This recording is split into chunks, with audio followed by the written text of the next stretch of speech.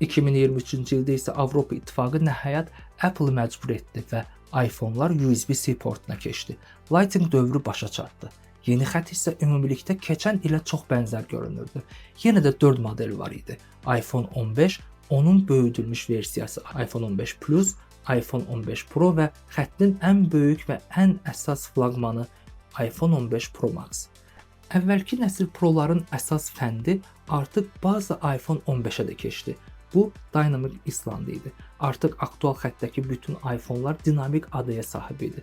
iPhone 15 və iPhone 15 Plus modellərində ekranların maksimal parlaqlığı 2000 nitə qədər artırıldı, amma yenilənmə tezliyi hələ də 60 Hz olaraq qaldı. Daxili hissəyə gəldikdə isə smartfonlar keçən ilin prosessoru Apple A16 Bionic ilə təchiz olundu.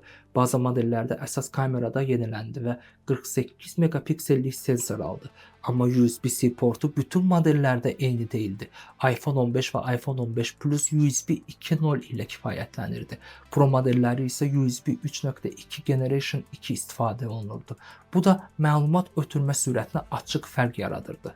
iPhone 15 Pro və iPhone 15 Pro Max artıq təkcə daxili hissə ilə yox, həm də korpusun titandan hazırlanmış əsası ilə fərqlənirdi. Ən azı telefonların kənarları bu metaldan idi və bunun nəticəsində smartfonlar xeyli yüngülləşdi.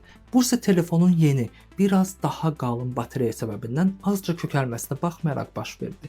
Bundan başqa 15 Pro və 15 Pro Max iPhone-larla lap əvvəldən bəri gələn bir xüsusiyyəti də itirdi.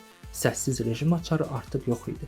Onun yerinə Apple Action Button adlı yeni düymə təqdim etdi. Bu düyməyə hazır preseti bağlamaq olurdu. Səssiz rejim, kamera, fənər və s. həmçinin shortcuts vasitəsilə istənilən proqramlaşdırılmış funksiyanı da təyin etmək mümkün idi. iPhone 15 Pro və iPhone 15 Pro Max arasında kamera baxımından kiçik fərq saxladı. 15 Pro Max yeni 5 qatlık televik aldı. 15 Pro isə əvvəlki nəsildən tanış 3 qatlık zoom ilə qaldı. Bununla yanaşı Apple iPhone-ların video imkanlarını ön plana çəkməyə davam etdi.